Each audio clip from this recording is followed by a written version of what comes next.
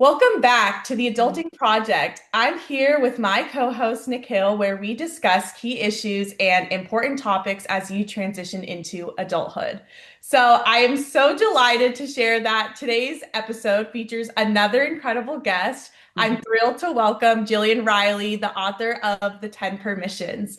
So Jillian is a founder, author, and keynote speaker who has spent more than 30 years working in social, organizational, and individual change across Africa, Asia, and Central Europe. And her work focuses on helping people unlock their ability to navigate change and accelerate growth and learning in an ever evolving world. And so her book, The 10 Permissions, inspires readers, right, to give themselves permission to rethink how they operate in the 21st century, to design lives that they fully embrace the possibilities of this disruptive age. And Jillian is also a TEDx speaker and podcast host, and her writing on international affairs has been featured in the Washington Post, Newsweek, and the Los Angeles Times. And her memoir, Shame Confessions of an Aid Work in Africa, reflects on her early career in international development and the powerful lessons that she learned about the limitations of the aid industry. So, in today's episode, we'll dive into the message behind the 10 permissions and explore Jillian's fascinating personal journey. So, Jillian, right, to begin, we'd love to know, right, what inspired the 10 permissions and what really motivated you to bring it to life? Yeah, thanks. I mean, I think it's sort of a combination of things. One, um, I started it during COVID, which I think for most of us, for the world, was a real inflection point Yeah. in terms of realizing that the old way of operating was probably well and truly gone, that we were going to be catapulted into a period of deep uncertainty and accelerated change. And that we were making things up as we went along, like trying to figure things out. And I think a lot of the processes that had started at the start of the 21st century got accelerated. So we started thinking deeply about, what does work look like? Can I work from somewhere else? Do I even need to be in an office? Questions became real and concrete that I think had been sort of floating around for a while. So, I was personally experiencing that, obviously. I had for a long time, and as you referenced, throughout my career, helped people navigate really profound change. So it felt like a good time to kind of sit and put thoughts down around, what do we do when a lot of the go-to scripts, a lot of the go-to logic that has always shaped our decision making and sort of told us who we were allowed to be and what we were allowed to do was suddenly unraveling around us. I've experienced that in other contexts with other people. Now I was experiencing it myself. And by the way, at the same time, looking at my two teenage sons, sort of going, okay, wow, you are really going to be moving into a world that looks very different to the one that I moved out in. So it was sort of a complex mix of timing, my own background and my own desire to kind of make a contribution to what I felt and saw everybody around me trying to make sense of, which was, what are the new rules for a world that's changing rapidly? Yeah, absolutely. I think, Jillian, like as I was, reading your book, it definitely made me think outside the box, right? Because to your point, it's like we have these scripts, kind of what the old generations used to do. And for a long time, I guess sometimes I kind of bucketed myself in that and didn't really let myself think outside the box. And to your point, during COVID, right? Nikhil and I were doing online school, right? So we're like, okay, we gotta do these classes online. We were obviously thinking about getting an internship, right, as the next step. And I think, you know, COVID and, the rise of AI, especially, Nikhil and I just did a last episode on that, but it's just things are changing too much. And sometimes I feel like I can't even keep up. Yeah, I think you and everybody else. So, and I think a lot of it we sort of love. I mean, I think there are elements to this that feel really liberating. Like, oh, great, I've got choices. I'm not just being kind of channeled into a predetermined or predestined role. I get to think about my way forward differently. And, one of the things that I reference in the book is that in addition, like I think as consumers, we think a lot of this is amazing. Like, wow, stores are open all the time and I can get anything I want exactly the way I want.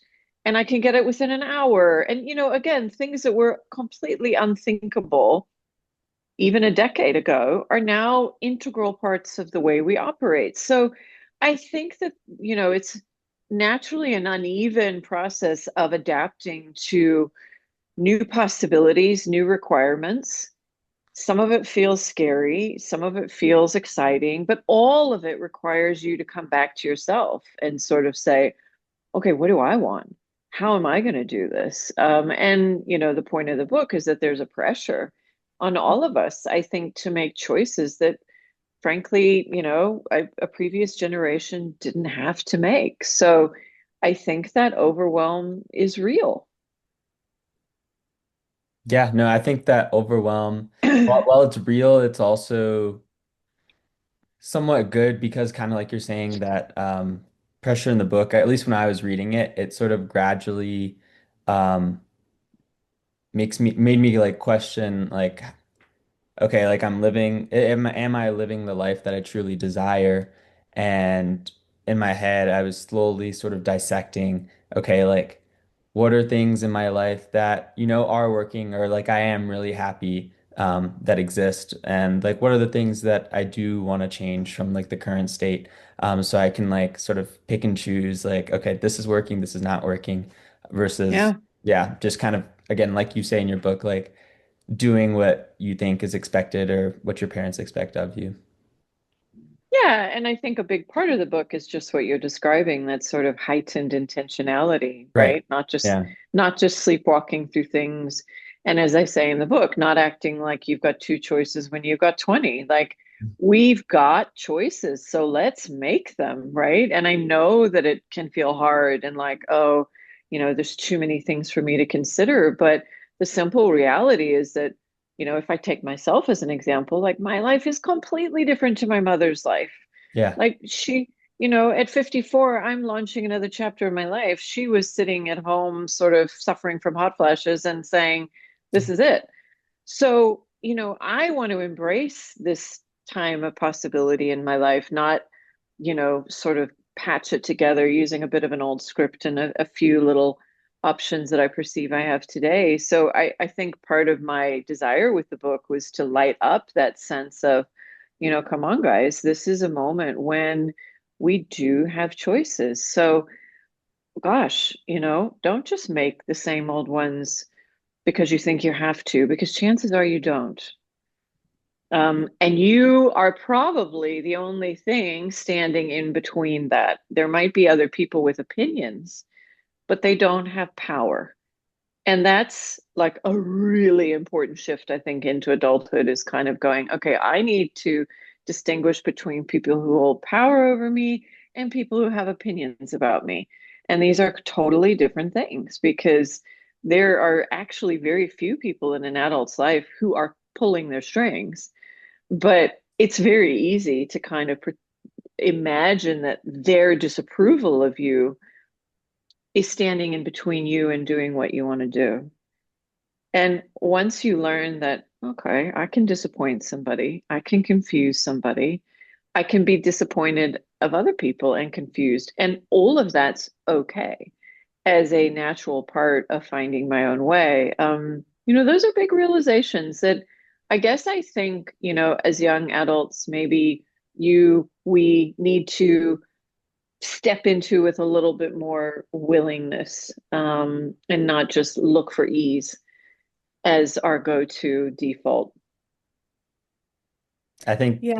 oh, sorry, go ahead, Shrita. Oh, no, no, you go ahead. I was gonna say, and Shrita, you can agree with this. Like in the past, I've um, felt to be more of like a people pleaser, and the most important people that I'd want to please was obviously like my parents. And so while being like a second generation American citizen, I mean, it's a little different from Sharita's parents in terms of, generations, but my parents never, I don't think, ever pressured me to do something. Sure, they had influence in guiding me.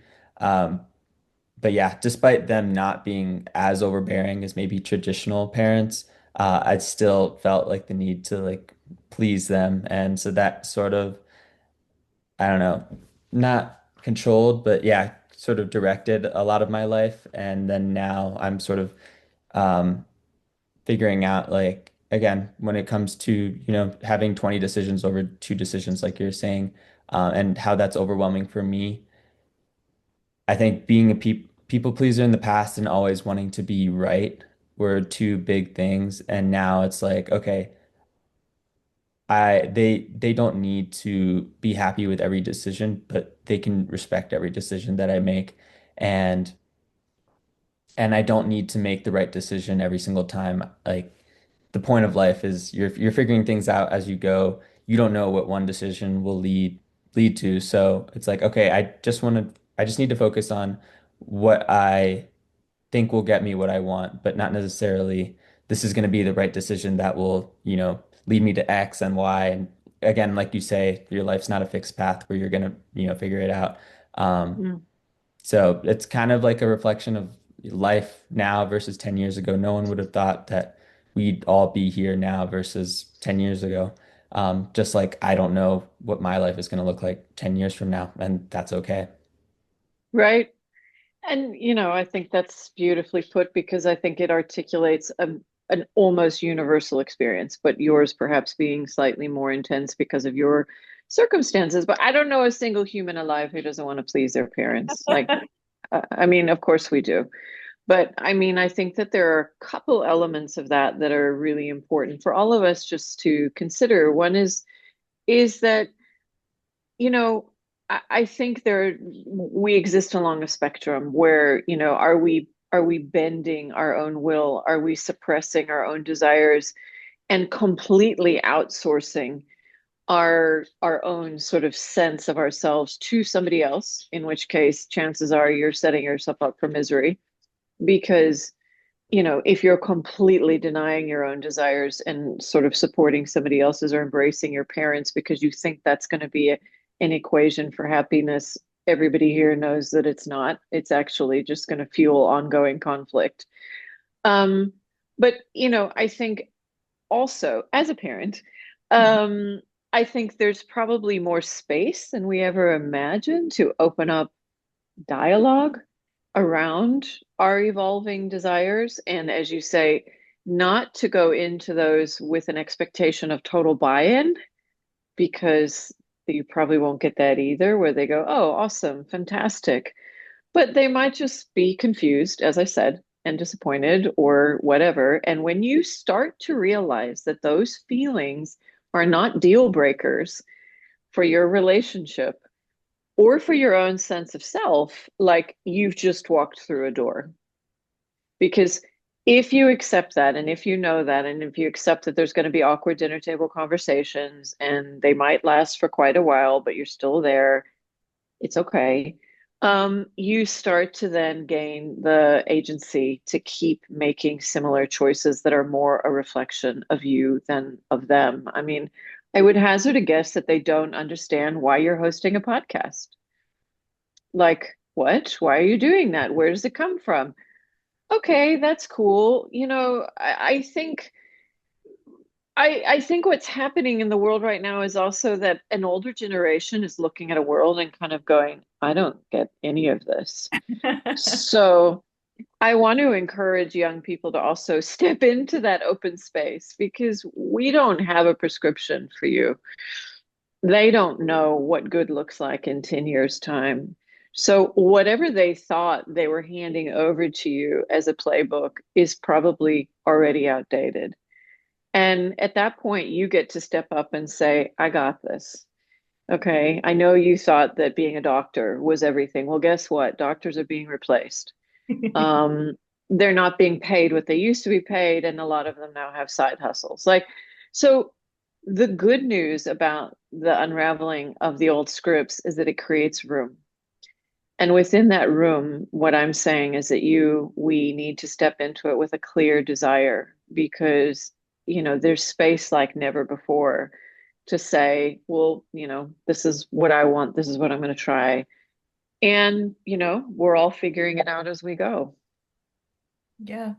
And I think, Jillian, kind of what you were just talking about, right? Just, we're not the playbook that I guess the older generations had or our parents had is not the same. I think something I truly struggled with, especially in my teenage years, I'm 25 now, and so I'm really learning my identity, my, solidifying my values and learning how to just be like my own self, right? My adulthood. And I think something that I was reading in your book that really stood out to me and I wanted to ask you about, right, was that concept of the permission paradigm, right? And so it's like Mhm. you said, right, the idea that we're imprinted with the belief that we need permission to act on our wants. And, this mindset can serve us as children, but hold us back in adults. And I think that is such a powerful point, and I relate to it a lot because I often feel guilty or stuck when I don't follow that traditional path, right? Like there's always that funny saying that we have in our culture, like you have three paths, right? Doctor, engineer, or lawyer. And Right, so, right. yeah, and I sometimes overthink even right now as I'm learning my own sense of identity, just what am I supposed to do? And I used to have this habit going to my friends and being like, should I do this? Oh, should I do this? Mom and dad, should I do this? And it's just, how can we really start breaking free from this, I guess, permission paradigm? And do you have any advice, right, to give ourselves the authority to act on what we truly want? And how can someone start there? Because I know it's a journey. Yeah, it is a journey and it's an ongoing one for everybody. So I wouldn't say that it's something where you tick it off and say, I figured that out. Mhm. But I think I would encourage people to start small. Okay. And for me, it's about listening in versus looking around. I mean, you just beautifully said how you went to all your friends. What should I do? What should I do? And, especially now on what you have, which I didn't have, which is messaging apps and this and that, where you open every single thing up for, consultation and input. I think there's a quiet practice of starting first with listening in. Okay, so catch the instinct to immediately take something outwards and start, even if it's just in a moment, with, okay, what do I want? What do I think?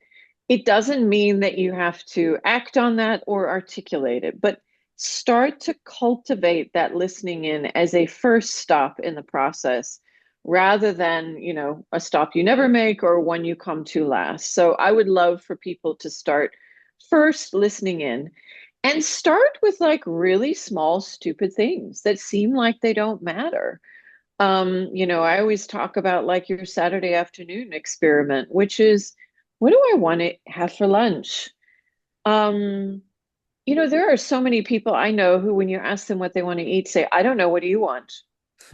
Yeah. They are so trained to feel afraid to say, I want pizza. Because they don't want to look pushy because you might have a different opinion for all the reasons that we all know. We think it's good manners or good behavior to immediately ask the other person to insert their will before yours. So I think you can start with what I describe as low consequence, high pleasure. Like, what do I want to eat? What kind of music do I want to listen to? Do I want to take a nap now? Do I want to go for a walk? Do I want to see my friends tonight? So, things that, again, maybe it's even stuff that nobody really needs to know about, but you are creating what I would describe as almost like a fitness, if you want to see it through that lens. Yeah. Like you're stretching before you go for a run. You are like just building up a little bit more space for you to go, it's okay for me to first consult with myself, to listen to what that answer is, to act on it if it's just me, myself, and I, to articulate it if somebody else is involved. If they disagree, that's okay. That means that we've got room to kind of talk and, decide. So, I think what often happens is that we suppress and suppress and suppress. And then all of a sudden it gets to big stuff. I don't want to be an engineer. And it's like this pressure cooker explodes. But I want people to build up this capability over time through a practice that, yeah, I would almost, if it makes sense for you, see through like a fitness lens of, I can't just immediately start doing it in big ways. I've got to start it small. Because a lot of us will not have listened to our own voice, our own wants for a very, very long time. We don't, there are people who can't even hear it. And then there are other people who hear it but squash it down. So, start to listen in, become aware of that, and also observe what's scary about it. Are you afraid of offending somebody? Are you afraid of being rejected? Are you afraid of looking pushy? Like, just quietly start a practice of listening in and observing your own desires and, start to see what comes up for you through that process. No, that's very helpful advice. And what you were saying about the input from everyone, right? I think something my therapist told me, right? It's like, Sharita, you got too many voices in your head. And ever since she told me that probably a couple of months ago, I was like, yeah, I need to, why am I consulting everyone? Like, what am I really scared to make a decision on my own? And so I think I made that decision to stop doing that. And to your point, listen in. What does Sharita want? Or what kind of coffee do I want today? Right. And that's what I started to do. I'm not going to feel, for example, guilty about go getting a $5 iced latte or something.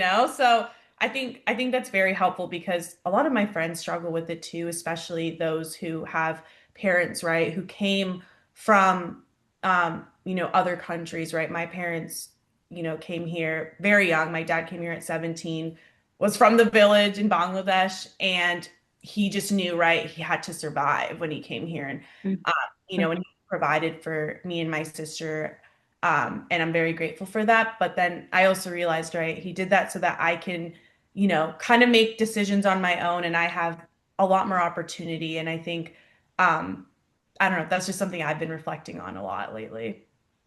Yeah, and I think that's really wonderful that you are acknowledging that, he made choices.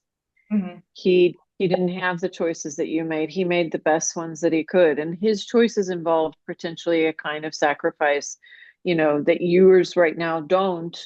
Um, you are walking very different paths, but this is precisely the path that he made his sacrifices for so that you would have choices. Now, I'm not saying his sacrifices were for you to be able to choose what kind of coffee you want. But I think that they probably were to put you into a position where you had sufficient means and sufficient security that you would be able to make those choices. So, a heightened self-awareness, a heightened intentionality begins to kind of parse other people's stories from your own. And I would guess that the choices that he made, those were big. I mean, talk about stepping off a path. Wow. He set out into the biggest uncertainty that probably any of us could imagine. I've worked with a lot of people who've made those choices. I didn't. So, that's tremendous.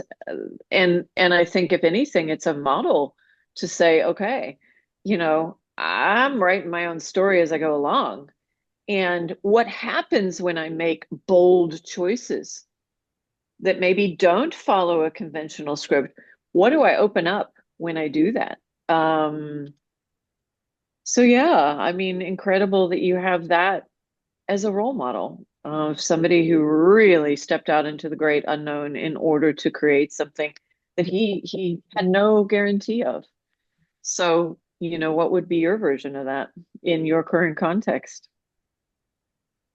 Yeah, that's definitely something I have to think about because I think I was telling you this, I think when we first initially met, but Nikhil and I are in consulting jobs and it's been, 3 years now. It's felt like we were in it for 10 years, with how much work we have. But sometimes I do think about, right, what else is out there, should I go do something else. And, obviously that's why we have the podcast because I want to make a good impact on adults who are the same age as me trying to figure it out because it's very confusing and challenging and overwhelming. So, um, Sure. I feel like when we Yeah, and talk Shmita in our episodes, like it allows us to reflect together, but out loud to like everyone listening, um, and what we're going through in life. But sorry, Jillian, go ahead.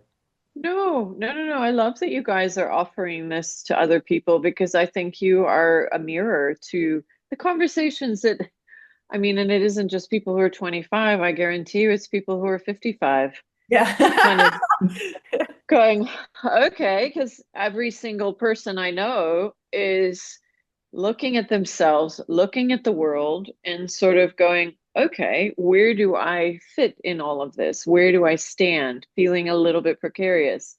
And I think we're in this, and when I started writing this book, there was a sort of aspirational quality to it, which is, we get to make more choices now than perhaps ever before, so let's make them.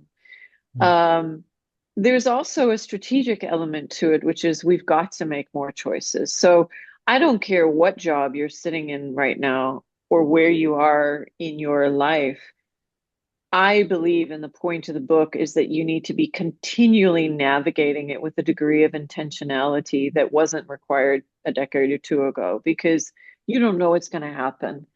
So, a lulled into a sense of security, coasting along because it's fine, I'm good for now. I have a high status role, or I feel like, I'm able to buy the things that I expected I'd be able to buy at this point in my life. For me, is not a good reason to not be awake and alive to opportunities and options because you're either going to have to make them soon or you're going to want to make them soon. So, that's where I would say I would continually be building out my own sense of my portfolio of what I'm capable of doing, what I want to do, who do I know that can help me build a network of allies and co-creators in this process like you've got now. So, I kind of sometimes say the era of putting on a suit and sleepwalking is over. And frankly, good riddance because it didn't breed a lot of happiness. It really didn't. My parents were that. And I can tell you right now, it wasn't a beautiful time. It was people who were sitting in fixed identities and fixed roles, and it created a sense of security in that way. But it wasn't a time of deep human satisfaction either. So, I think let's take the opportunity to create some things as you guys are doing with this podcast that feel like more of a reflection of what we want to put out into the world. One thing that I love about what my parents did was they rarely said no, like especially as I got older, and like wanted to do things differently, um, because they knew that, again, this is part of growing up and learning, is they knew that I would face the consequences, and they were fine with the choices that I'd make as long as they knew that I understood the risks that I was taking. A tiny example is like, for example, when I was in high school, um, I was like just eating out a lot and I was like craving like, I was like, oh, I'm gonna go to Taco Bell for dinner. Or like, it was like the first time that, I was able to drive on my own. So it's like, okay, I have my own money. I'm gonna just go get dinner with friends or whatever. And so it's like Right. Domino's, Chick-fil-A, every fast food. And Yeah. after about like 2 weeks, I came back to my mom. I was like, my stomach hurts and like I can't really poop. And I'm like, I'm craving greens. Like I need my veggies. You were right. And and so I she love it. basically directly, yeah, had me learn from life experience like why it's important to eat healthy. Because I mean, separate from that, I was in school and classes feeling like that brain fog and fatigue from like the dinner from before because it was just, junk food. Um, Right. Fast forward to post grad, little bit different, but similar in the sense that I wanted to do things differently as long as I understood the risks. For the first year of like my full-time job, I did not contribute to my 401k like retirement plan. Um, And I mean, again, kind of like what we've been talking about is like straying away from the path of being traditional and like having that base security. The reason I didn't do that is because I wanted to bet on myself, and save up as much capital as possible to buy my first house and, become a real estate investor. And so Amazing. combining that with being able to live at home for the first couple of years to be able to do that, I was taking like a calculated risk. I'm like, okay, is Mm. one year, not saving really gonna make a huge difference versus the regret of not, trying or taking longer to do that. And yeah, so I'm really glad that I did that. Love that. And I think, well, I don't know how it's working out for you, but my own experience is that if it's a choice that you're fully behind, right, and you take a risk, um, even if it doesn't turn out the way that you expected to, you do not have regret because you were behind it, you were aligned with it, it was what you wanted. The people that I know who have real regret, it's when it's, the regret of not doing Exactly. something that somebody else, thought you should do. So, and obviously, as you said, I'm not advocating that people go out and take unnecessary risks Right. or risks that expose them to a point that they are not able to deal with the consequences of it. But what you're describing is not that. It is an intentional process of making choices that will have consequences. And, people ask me sometimes, well, in terms of raising high agency kids, what do you recommend? And what you're talking about is exactly it. I can sit here and lecture you all day long about the negative effects of junk food. You're going to figure it out real quick when you eat junk food for a week. So you have to experience it yourself. You have to make choices and live with the consequences. I can't shield you from them. I can't articulate them to you and hope that you gain them. So, a neuroscientist friend of mine calls it experience-led neuroplasticity, which is, you repattern your brain through experience. And that's the most efficient and effective way of doing that is living it and going, oh, wait, taking a new path. This isn't working.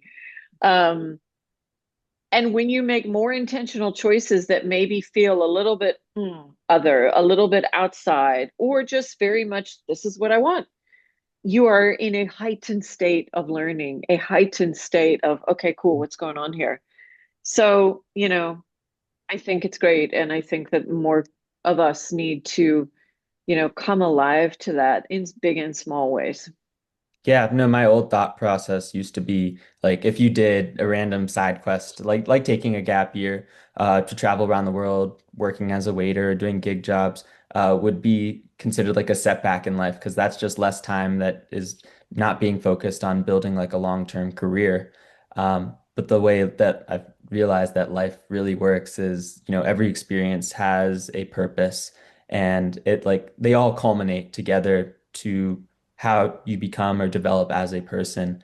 And you never know what each experience will like lead to certain opportunities.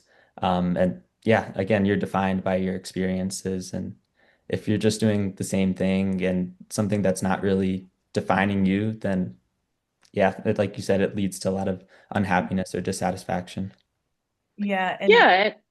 oh, Sorry, go sorry. ahead, I Sharita. was, No, go I was ahead. just going to agree with Nikhil because it's funny that you bring that up, right? The setback, because it's like sometimes my grandma, right? Like she's 70 now, I think, but she just was like, Sharita, like every time we talk on the phone, she's like, okay, like I want a wedding soon, like when are you gonna get married? Because right back then that was kind of all she knew, right? That at what God Right, knows, 20 years old, you need to get married, and I'm just like, I don't think back then she could imagine that, I guess like her grandchild or whoever is kind of building a really good career for herself, living alone. Like that was not the norm back then. So yeah, I don't know, right. Nikhil, I just relate to that.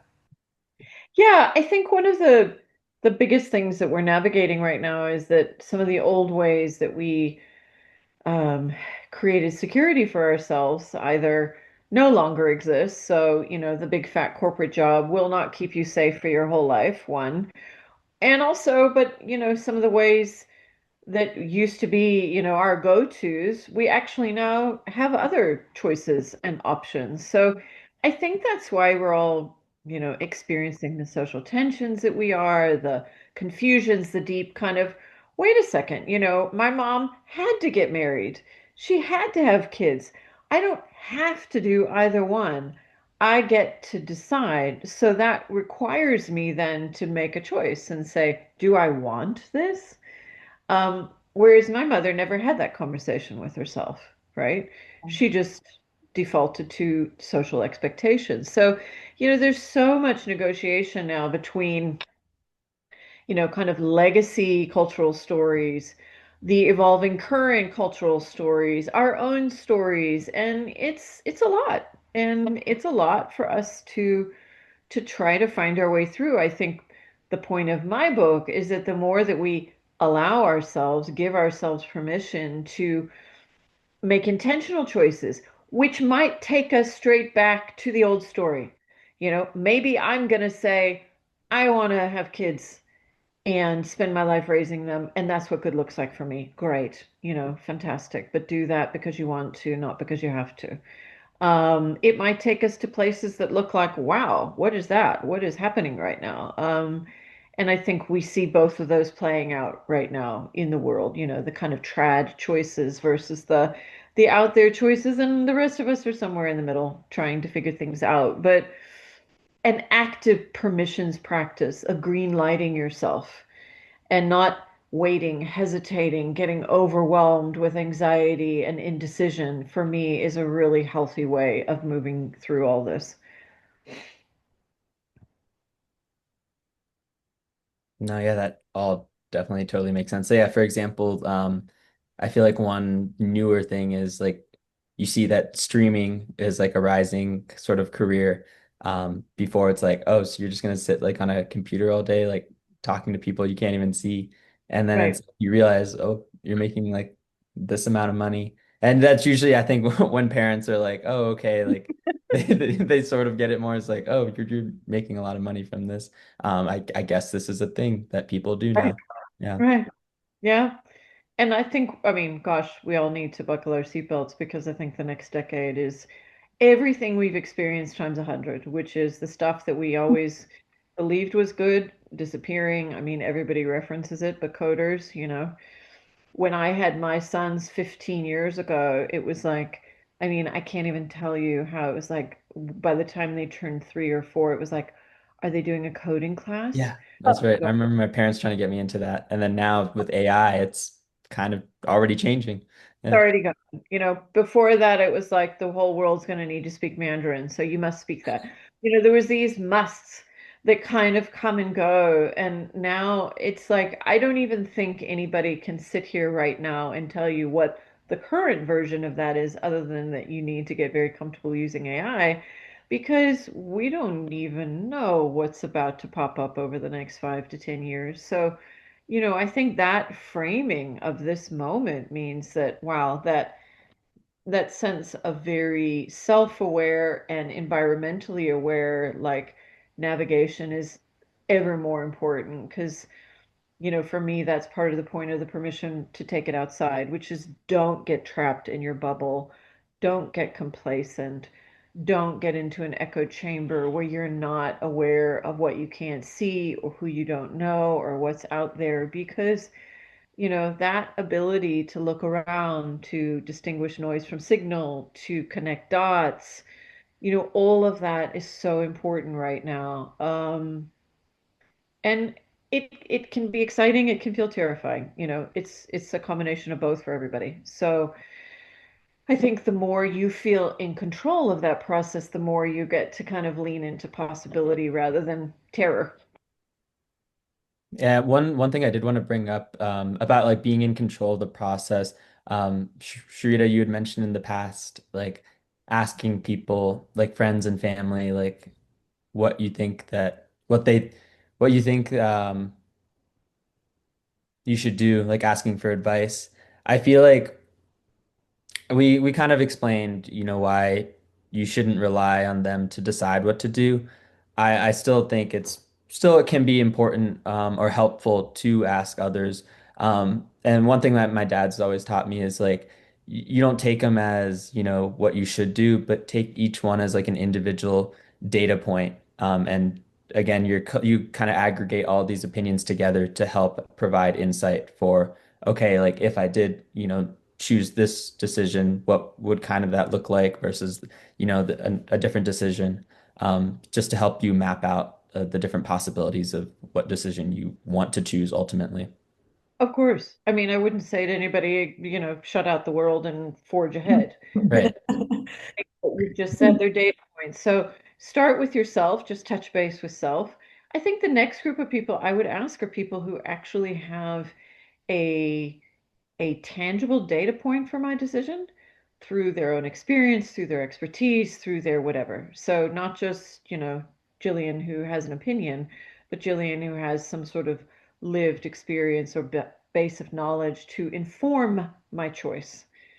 And then go out to the peanut gallery of, well, I don't have a clue, but here's what I think. Um, because, all of those are data points. But again, when you start thinking about, well, who am I just throwing my life out to for their opinions versus who am I intentionally consulting, seeking counsel from? Um, because I do think it's in a lonely world, in a world that feels overwhelming on the individual, having people whom you trust and respect is super important, but not for some scattershot sort of, hey guys, weigh in on every decision of my life, but let me have a group of people who I really do believe, and that changes per decision or per arena of my life, but whose opinions I will really take into account and not just kind of further the noise in my head. I think another kind of on this topic that we're talking about, right, is sometimes the unsolicited opinions is something I struggle with because it can be so hard to shut out, right, all the voices and just say, let them, I don't know if you Of listen to course. Mel Robbins, Of Jillian, course. but it's just like, just let them, right? But it's hard, right, to like shut that out, especially, like I said, I'm Bengali and we're very involved in the communities. But sometimes there are those aunties that just, kind of Yes. talk in your ear. They're like, yeah, like, okay, like it's time to get married now. I was at a wedding a couple months ago and they're like, okay, I'm waiting for you guys next. Like, and we're just like, okay. And it's fun to brush it off, but there is that, I think, subconscious pressure sometimes I feel, to be honest. But at the same time, I'm learning to really just listen to my voice and my desires as I, am growing older, I guess. But I think, yeah, that's just something I wanted to share because it's something I struggle with, and I think a lot of my peers do too. Of course. And, I absolutely respect and I think how wonderful that you have that community because I know a lot of people who don't, Yeah. right? Who feel unbelievably alone. But of course, with anything, there comes, wonderful benefits and things that we wish, we could do without. And lots of unsolicited opinions is part of what you could do without in that situation. Again, I think coming alive to the cultural scripts and how they're evolving and the ways that they're evolving and the fact that those women, are a product of a very different one than you are. And that in fact, their choices to leave their own culture were quite radical and quite Yeah. so choosing to do that, whether they acknowledged it or not, they were breaking with tradition. Okay. So the fact that they are living in the United States, having those conversations with you is a sign that actually, all of this is malleable. All of this is changing. Your life sitting here in the United States is completely different probably than your auntie's was. Yeah. Yeah. Yeah, and I wouldn't be afraid to have those conversations, not with aggression and judgment, but just to point out the fact that every generation is making choices that invites a wider range of options into their lives. And so you are doing the same.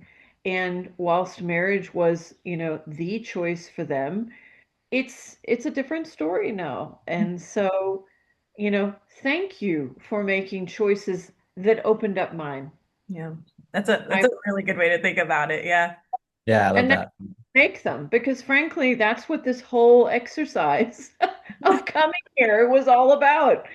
Um, so, also for the older generations, and I say this to my counterparts with teenagers, younger than you guys, but we can't we can't carry over all the pieces that we want and impose them because they are our sense-making devices.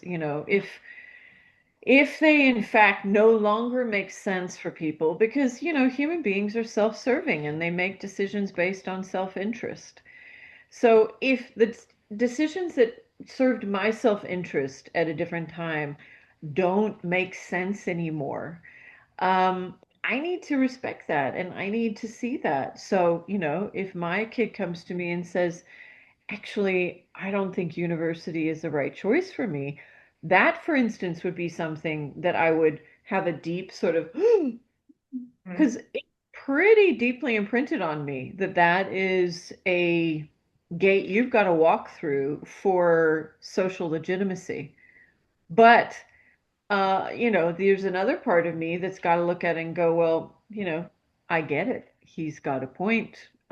It doesn't reward in the way that it used to. Yeah. So it no longer needs to be considered, a default choice. It's going to be weird. I'm going to find it strange, but I got to roll with it because adaptation is, a built-in part of the human experience.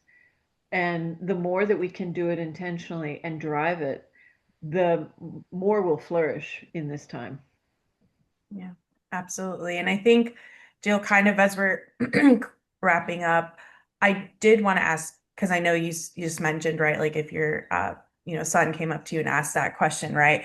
I guess how can, parents or, mentors or others, right? I guess best support us, right? As, quote unquote, young adults, just kind of developing that autonomy and then not also being overbearing. Like, is there, I guess, a conversation point or something that we can say to them that will help them understand?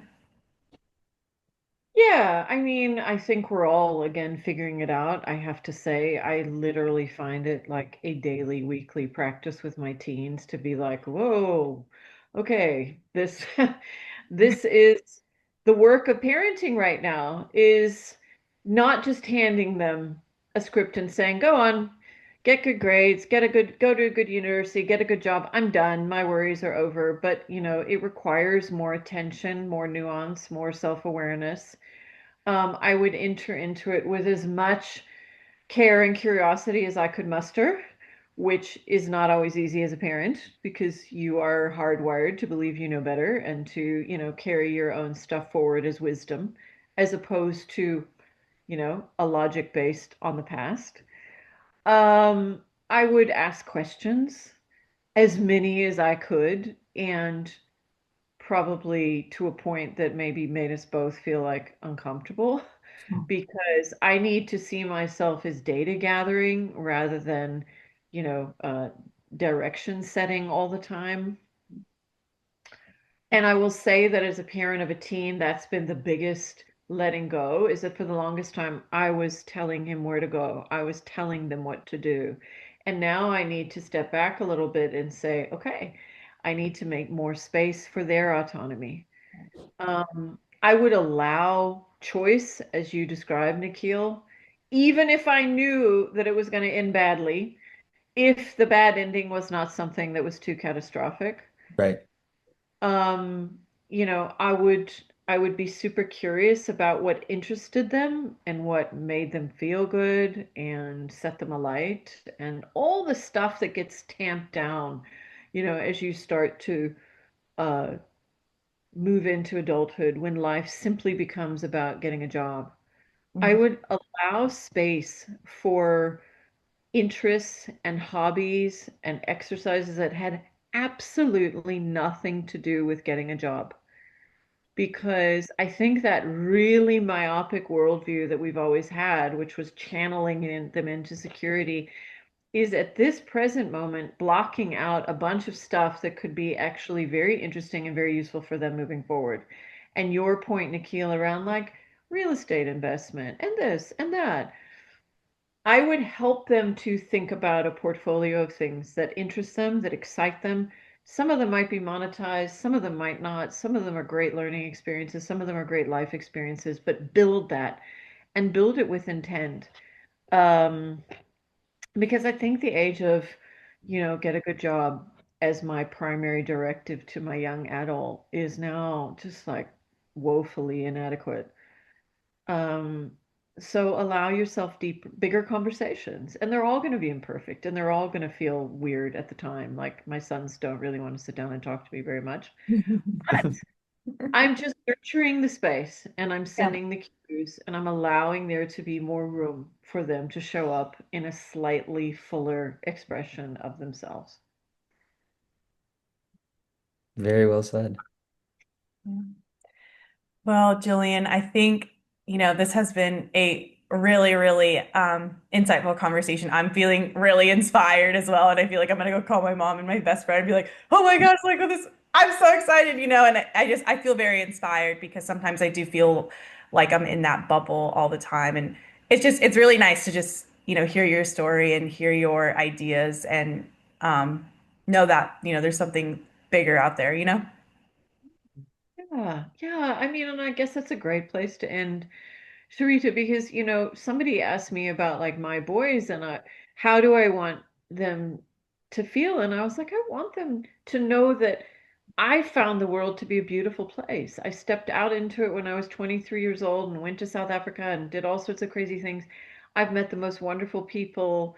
I've seen so much beauty. I don't want them to be afraid. Like, if all I do is telegraph fear onto them, then I will feel very sad. Like, I want them to head out into the world, like, curious and confident. And if ever I find myself sort of stepping into a small space for whatever reason, because that's the only place I feel safe, I try and remind myself that I've stepped way out and I can do it again in a current version of whatever that looks like. Um, so yeah, the permission to take it outside, to feel your way, to experiment, like hold those in your heart and let them keep driving you, even if it's only to a new flavor of ice cream. Like there's joy in that ice cream. So feel it, enjoy it, and let it keep fueling you forward. Awesome. Well, Jillian, thank you so much for your time today. Truly, truly very inspiring and a good leader for us to follow. And to our listeners as well, we have a link in the episode description as well as on our Instagram to Jillian's website and where you can get yourself a copy of the 10 Permissions. And we highly recommend this book. We'd love to continue the conversation about it anytime. And with that, remember, life is a journey and a gift to experience. This is the time to explore new things and learn as much as possible. And it is okay not to have everything figured out. Give yourself permission. We'd love to hear your thoughts, opinions, or any ideas for topics you'd like us to cover. So send us a DM on Instagram at the Adulting Project Podcast. Thank Thank you. you. Thank you.